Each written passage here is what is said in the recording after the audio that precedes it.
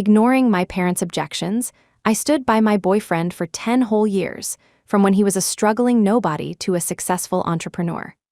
When our 10-year understanding was up, just as I was confidently telling my parents I was going to marry him, he gave the vice president position, which rightfully belonged to me, to another woman. I went to confront him, only to hear a woman's intermittent voice. "Boss Goldsmith, if you give me the VP position, what about Kate? Aren't you two getting married?" Gordon Goldsmith's actions were fierce, yet his face remained nonchalantly calm. "My Kate has been with me for 10 years. Who else would want her? Don't worry, she wouldn't dare make a scene with me." I felt like I'd been plunged into an icy abyss. I turned and dialed the number for the arranged marriage. "Are you free? How about we get married?" The office door was ajar. Gordon was like a beast, insatiably taking his pleasure. The woman let out soft cries, her face flushed. I clenched my fists, my whole body trembling uncontrollably. Just last night, I had confidently told my mom I was getting married. But this morning, as soon as I stepped into the company, I learned Gordon had given my VP position to someone else. I hadn't even reached my office before rushing over to demand an explanation. I never expected that taking my VP position wasn't enough for Gordon. He had to stage an erotic spectacle in his office too. The woman, panting, gave me a provocative smirk.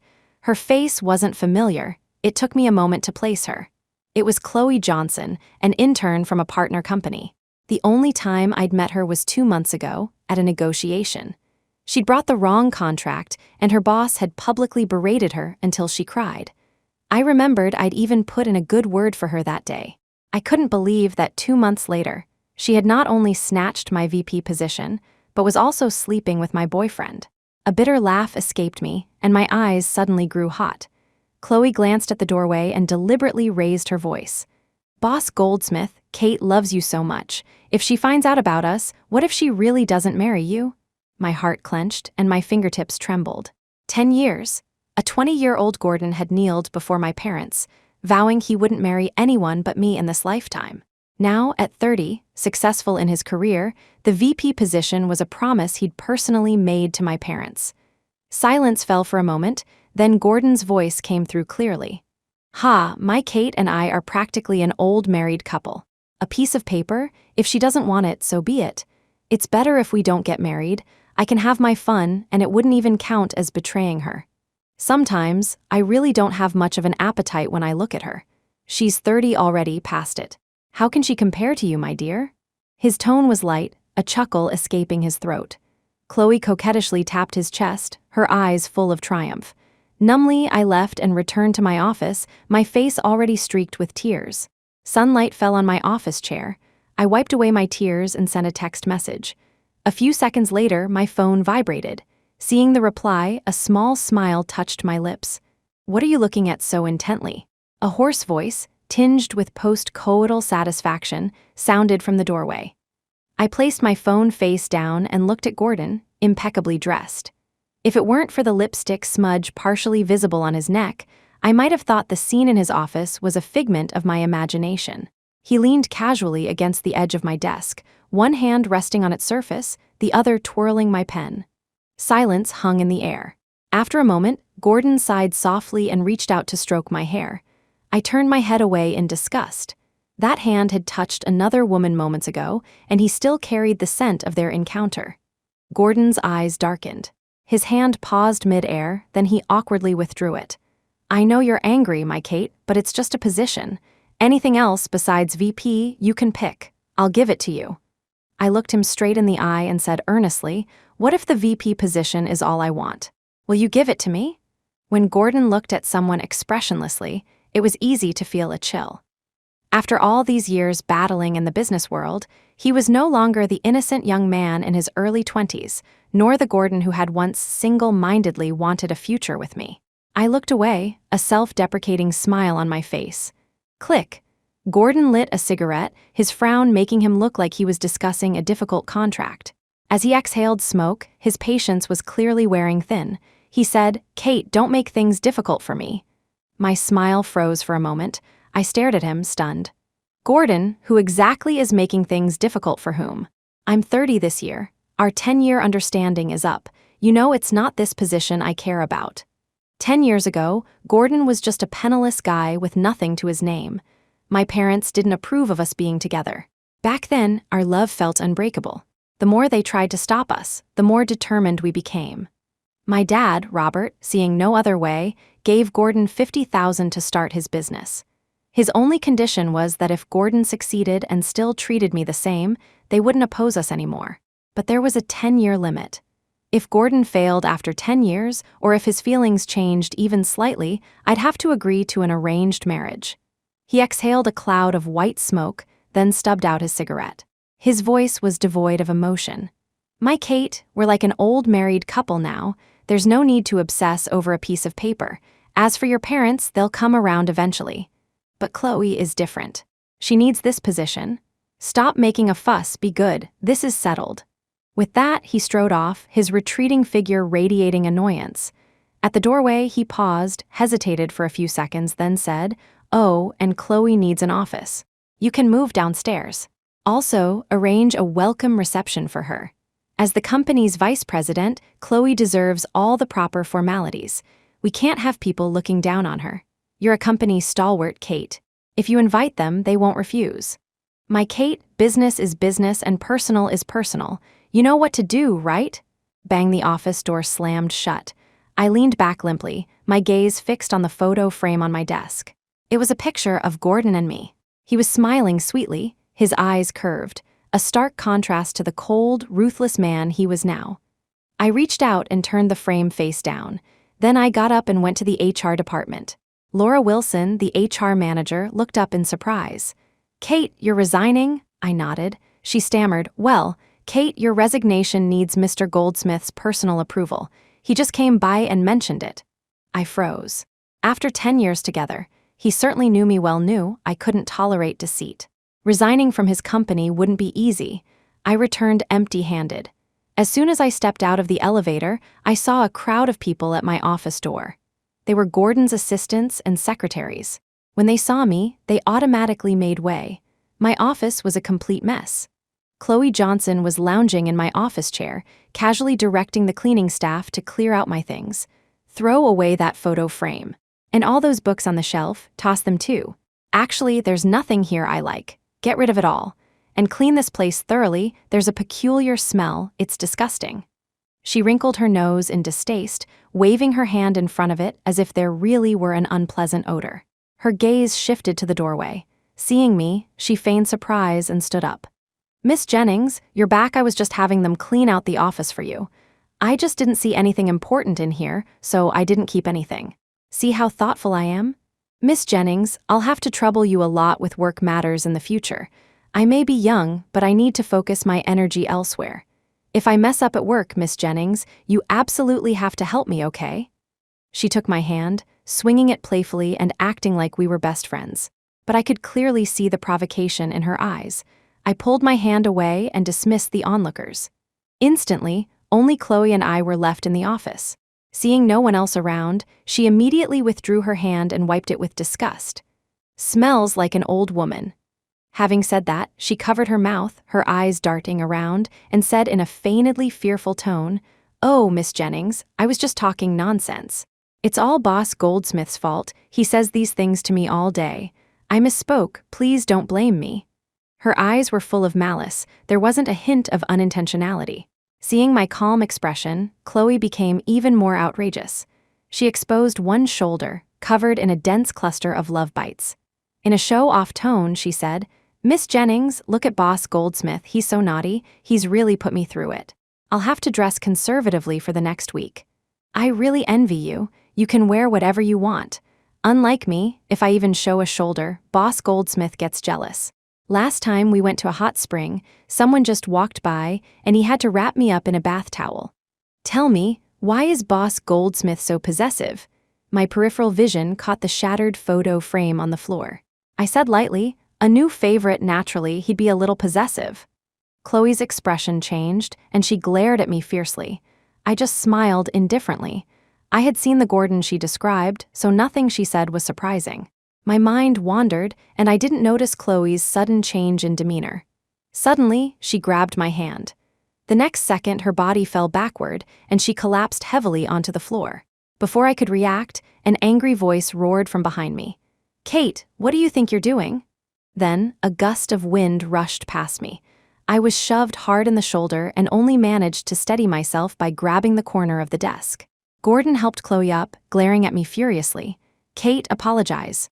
I gripped the desk corner, my knuckles white from the pressure. "I didn't push her." Gordon snorted coldly. "Right, you didn't push her. She fell on purpose.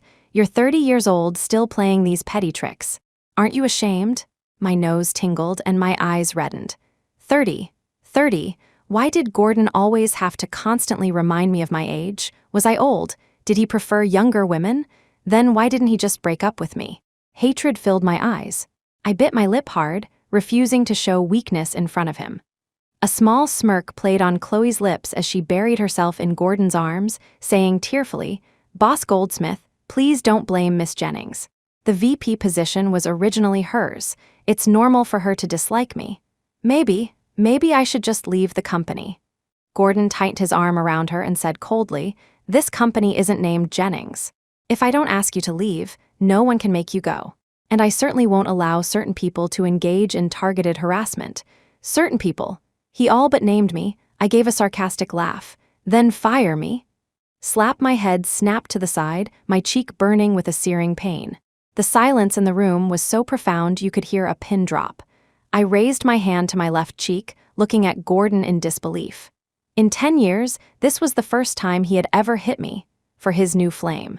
Gordon stared at his own hand, equally incredulous. His palm tingled, his entire hand trembling uncontrollably. He looked at me, horrified. Seeing my swollen left cheek, he reached out to me. "My Kate."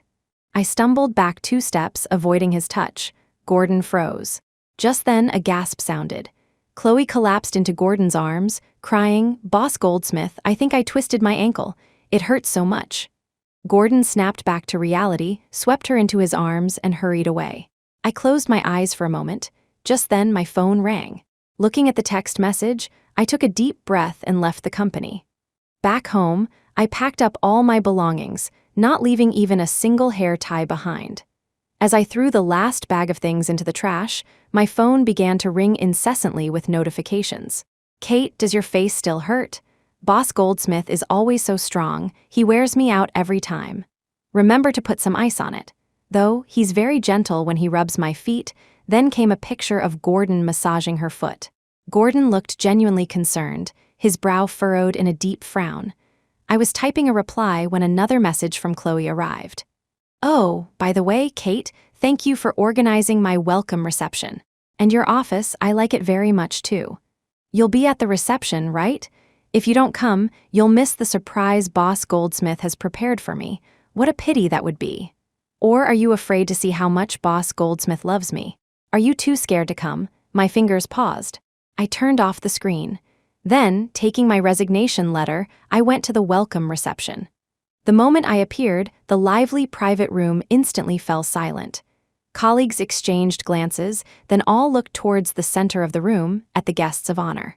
Gordon was tilting his head back, drinking, his expression unreadable. He merely flicked a glance at me. Chloe leaned against him, her foot in a cast, a provocative smirk directed my way. "Kate, you finally made it come, sit down." "My foot is injured, so I can't drink. Poor Boss Goldsmith has had to drink a lot on my behalf." She was wearing a custom-made gown, a string of pinkish white pearls around her neck. I had once seen a design sketch of that gown on Gordon's phone. Back then, I naively thought it was a birthday present he was preparing for me. Thinking back now, he had probably even forgotten it was my birthday today. Amidst my colleagues' curious stares, I walked towards Gordon, holding a document. "There's a document here that needs your signature. It's quite urgent. Please sign it first." Chloe covered her mouth and giggled. "Kate, you're such a workaholic, bringing work even when you're out to have fun." I ignored her sarcasm and looked stubbornly at Gordon. He glanced at the document in my hand, his voice softening slightly. "No work talk today. This document is extremely urgent." My tone was firm, leaving no room for argument. Only then did Gordon look up at me properly. During the standoff, Chloe said, "Boss Goldsmith, maybe you should take a look. If you don't sign it, Kate won't be in the mood to enjoy herself." A few seconds later, Gordon took the document. After confirming it was just a document, he signed it swiftly. Chloe smiled triumphantly and tossed the signed paper into my arms. "Kate, Boss Goldsmith always says you're an iron lady, and it's true. How about I become your apprentice, and you teach me?" Looking at the signed resignation letter, I said with a sarcastic smile, "I wouldn't dare take you on as an apprentice. I'm afraid Boss Goldsmith would be too distressed." Gordon frowned, shot me a cold glare, then abruptly stood up and left the private room. The atmosphere in the room was awkward, but I, oblivious, handed my resignation letter to Laura Wilson and completed the departure formalities with her on the spot. Afterward, I strode out under the gossiping gazes of my colleagues.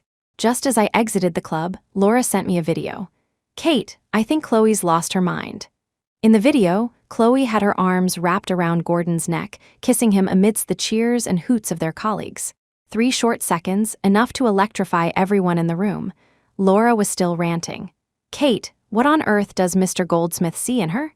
This Chloe has no skills, no connections, giving her the VP position. Isn't that just a joke?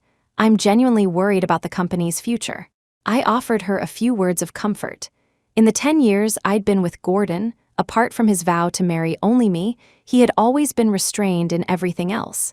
I thought time had made him more rational, but Chloe's appearance showed me that he had simply stopped being impulsive with me. I left the company group chat, sent Gordon a breakup text, and then blocked all his contact methods. My heart had clenched then, my fingertips trembling.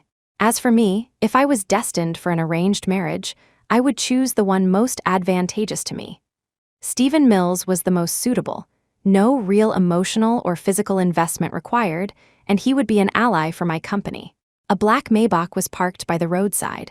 The window rolled down, revealing a familiar profile. "Get in." Gordon frowned and pulled Chloe's hand away. The sound of cheers drowned out the notification of a new text message on his phone. An inexplicable irritation welled up inside him. He had no patience for Chloe's petty games for attention. He scanned the room but couldn't find me anywhere. "Where's Kate?" Just as Laura was about to answer, Chloe stumbled and fell into Gordon's arms. She bit her lower lip, looking on the verge of tears. "Miss Jennings said she had work to do, so she left. Boss Goldsmith, my foot hurts so much. Could you please take me home?" Throughout the welcome party, Chloe had repeatedly overstepped, yet Gordon had indulged her every time. Their colleagues knew exactly what was going on between them. At this moment, no one dared to openly show Chloe any disrespect. Gordon's attention was entirely on Chloe's injured foot. He ignored the irritation nagging at him, simply saying, "I'll take her home first. You all have fun," then swept her into his arms and left the private room. As soon as they left, the room erupted in chatter. That Chloe really has some tricks up her sleeve. How did she even get together with Boss Goldsmith? Who knows? Poor Kate. She struggled with Boss Goldsmith for 10 years, only to end up with nothing. That homewrecker is truly despicable. Everyone's eyes were filled with disdain, yet hidden beneath it was a trace of envy. After taking Chloe to her door, Gordon was about to leave, but Chloe grabbed his wrist. "Boss Goldsmith, my foot is injured. Can you stay and keep me company tonight?" Gordon glanced at her foot, then met her innocent, doe-eyed gaze. He hesitated for a few seconds, then entered her apartment. Chloe, overjoyed to the point of tears, threw herself into his arms. Gordon patted her back, his Adam's apple bobbing. He personally bathed Chloe, helped her into her pajamas, and put her to bed. As he stood up, 2 slender white arms wrapped around his neck. Gordon was pulled down, face to face with Chloe, her warm breath fanning his face. "Boss Goldsmith, please sleep here tonight, okay?" The atmosphere was charged. Chloe tilted her head up and kissed Gordon's lips. The next second, Gordon recoiled as if electrocuted. His expression was unreadable, his breathing a little ragged. He explained, "Kate was wrong today. I need to go back and check on her." Chloe's expression froze for an instant. She lowered her head with a bitter smile. "You're right, Miss Jennings is your girlfriend. What am I, really? Boss Goldsmith, you should go back. I'll be mindful of my place in the future and stop having these unrealistic dreams." Hearing this, Gordon frowned, feeling a mix of pity and helplessness. He reached out and stroked Chloe's hair. "All right, don't say such depressing things. When Kate supposedly pushed you, didn't I protect you right in front of her? If you don't want me to go, then I won't. I'll just send Kate a message to let her know, all right? No matter what, she's been with me for 10 years. Chloe nodded, finally smiling. She wrapped her arms around Gordon's waist and buried her face in his chest. Gordon smiled indulgently and took out his phone to call me. But when he heard, "The subscriber you are trying to reach is currently unavailable," he felt a vague sense of unease. He tried again, only to hear the same cold, automated female voice. Expressionlessly, Gordon opened our chat window. Suddenly, his pupils contracted sharply. He stared at the line of text for a long moment. It was the breakup message I had sent. Chloe looked up and noticed Gordon's strange expression. She glanced at the screen curiously and chuckled. "What's wrong with Miss Jennings? She's 30 years old and still throwing tantrums and threatening to break up over every little thing. Boss Goldsmith, maybe you should go back and pacify her." "I'll be fine." Gordon's eyes darkened. He let out a cold, indecipherable sneer. "Pacify her? She's not some teenager. Let her throw her fit. In less than 3 days, she'll come crawling back shamelessly." But 3 days later, Gordon still hadn't received any message from me. At that moment, he was bare-chested, with a flushed Chloe lying in his arms. He repeatedly opened our chat window, staring at the breakup message, the irritation in his heart refusing to subside. He lit a cigarette. As he exhaled smoke, he suddenly got out of bed and quickly dressed. To Chloe's stunned gaze, he said, "I'm going back to check on Kate." Gordon's lips were pressed into a thin line, his eyes fixed on the road ahead. The journey that normally took half an hour, he completed in 10 minutes. For some reason, his heart suddenly began to pound violently, and his legs felt weak. He'd only felt this way once before when he received the call about my car accident. He'd been the same then, forgetting what he was doing or how he'd even gotten to the hospital. He only remembered collapsing to the ground, drained of all strength, after confirming it was a false alarm. But now, this uncontrollable feeling wouldn't go away. His hands trembled so much he fumbled with the key several times before finally opening the door. The door opened. A stiff smile touched Gordon's lips as he stepped inside. "My Kate, I'm home," but only an empty house answered him. The expression on Gordon's face gradually froze. His legs felt like jelly. He pushed open door after door, but there was no sign of me. Even my belongings were gone, as if I had never been a part of his life. His fingertips trembled. He stood blankly for a long moment, then finally remembered to call, but I had already blocked him. Gordon cursed under his breath in frustration and sent me several text messages in quick succession. But when he saw the red exclamation mark indicating the messages hadn't gone through, his reaction was delayed. He then called the office, only to be told I had already resigned. At that moment, Gordon completely panicked. Resigned? Who let her resign? Who approved it? Didn't I say her resignation had to be personally approved by me? "Mr. Goldsmith, have you forgotten? You personally signed Miss Jennings' resignation letter on the day of the welcome reception." Miss Jennings completed her departure procedures on the spot. Gordon felt as if he'd been struck by lightning. He gritted his teeth. "When did I?" Before he could finish, he suddenly remembered. I had indeed given him a document to sign that day. He never imagined that despite his caution, I had still managed to find a loophole. Gordon felt completely hollowed out. Then he heard Laura Wilson continue, "Oh, by the way, Mr. Goldsmith, Miss Jennings is getting married. Are you going to the wedding?" He didn't know which part of that sentence struck a nerve, but Gordon suddenly felt a ringing in his ears. The world spun around him, and a sharp pain lanced through his head.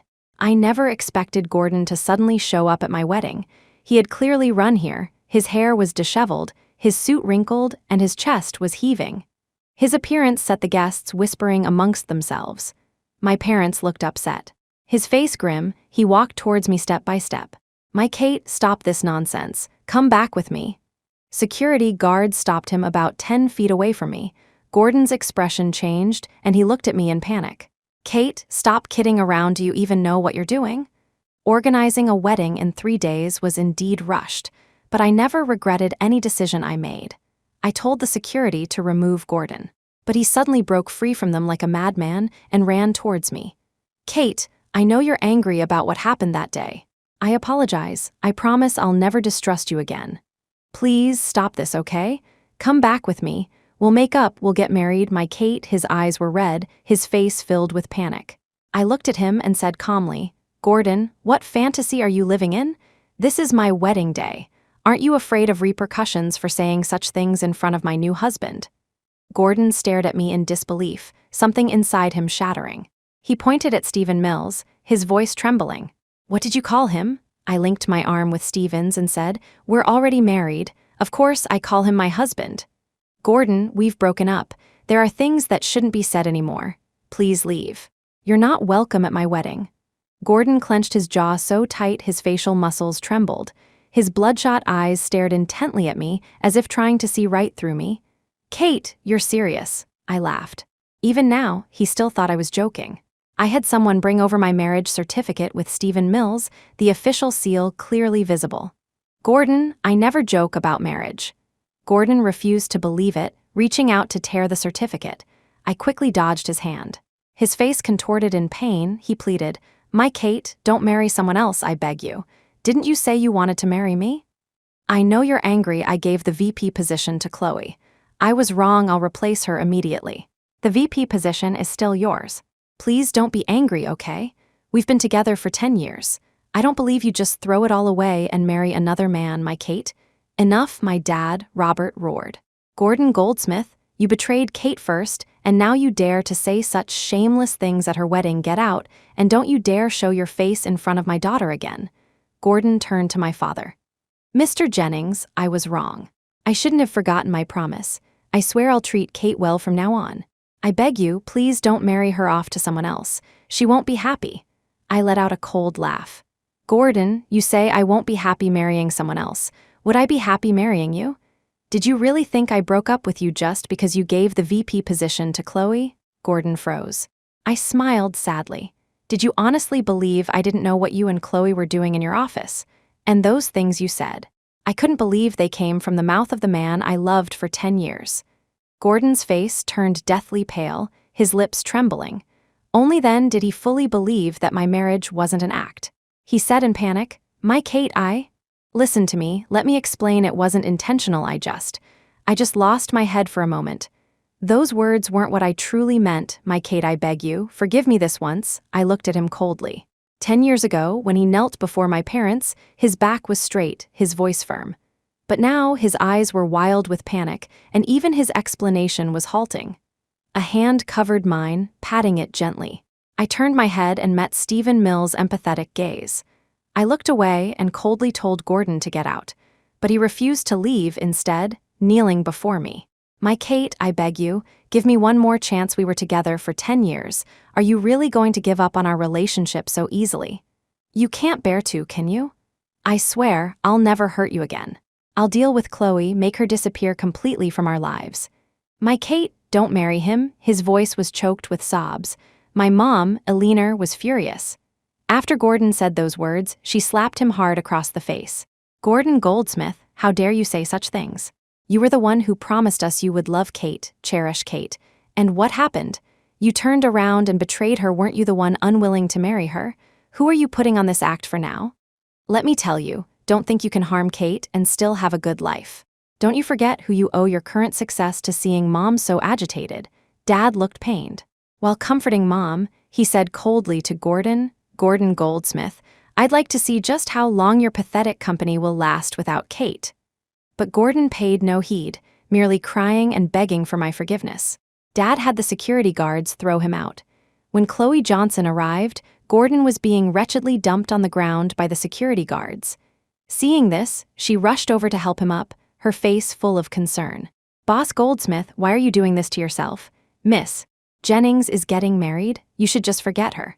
But Gordon merely pushed her away coldly, his voice hoarse. Just go, I'll give you a sum of money, enough for you to live comfortably for the rest of your life without working. Chloe, I don't need you anymore. Chloe froze, a flash of panic in her eyes. Boss Goldsmith, what are you saying? If I go, what about my job? I'm the company's vice president, not anymore. Gordon cut her off coldly. Chloe, I told you from the beginning, I saw a reflection of my former self in you.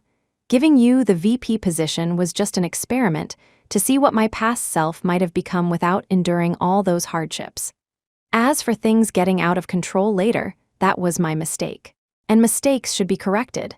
If I had known I would lose my Kate because of you, I would wish I had never met you that day. Chloe's face turned ashen. She begged Gordon for another chance. But Gordon never looked back. After the wedding, my dad, Robert, began to target Gordon's company. Gordon found himself facing immense difficulties. Some companies even chose to pay breach of contract penalties just to terminate their agreements with him. He was overwhelmed and stressed, constantly harassed by Chloe, which annoyed him to no end. Despite all this, he never forgot to bother me daily. "My Kate, I bought 2 tickets for the concert, the one by that artist you've always wanted to see. Shall we go together?"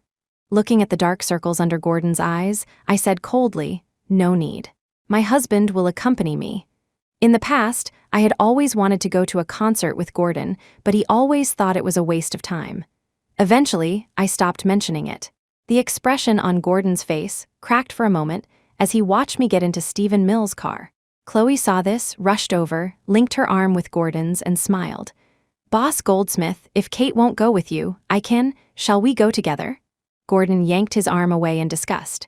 The force of it made Chloe stumble and fall to the ground. She looked utterly stunned, tears welling in her eyes. "Boss Goldsmith, it's me, Chloe. You used to like me so much. I don't believe you don't like me anymore." Gordon looked at her as if she were insane. He averted his gaze and walked away. Ignored by Gordon time and time again, Chloe's heart filled with resentment. She couldn't accept her fall from grace. At this moment, her hatred reached its peak. "Gordon Goldsmith, who are you kidding with this devoted act? Weren't you the one who told me Kate was 30 and past it, that you couldn't find any of that old spark with her anymore? You coveted my body while refusing to give up on Kate. You're truly despicable. Let me tell you, Kate will never forgive you because she knows everything. She knows you slept with me, knows how gentle you were with me that day in the office. I fell deliberately. Your distrust of Kate, and that slap you gave her, shattered the last shred of affection between you long ago." Chloe began to laugh like a madwoman. Gordon's face darkened. He lunged and grabbed her by the throat. "You're looking for death, how dare you?" Chloe's face turned crimson, yet she looked at Gordon with an expression of deep affection. "Because I love you, Gordon. You deceived me. If I can't be happy, neither can you." Gordon narrowed his eyes, a sinister aura emanating from him. Just as Chloe was about to lose consciousness, he abruptly released his grip, only to kick her several feet away. Chloe felt as if her entire body had fallen apart, a throbbing pain radiating from her abdomen. Gordon exuded a chilling aura, advancing towards her with a grim face, like a death-bringing demon from hell. "You good-for-nothing tramp, it's all because of you that my Kate doesn't want me anymore. You dare say you love me. Are you even worthy?" All the frustration and depression from recent times seemed to find an outlet. Gordon mercilessly used Chloe as a punching bag, kicking and beating her. Chloe felt pain all over her body, and a wetness spread beneath her. Before she lost consciousness, she reached down and her hand came away covered in blood. The wail of sirens grew louder, approaching from a distance.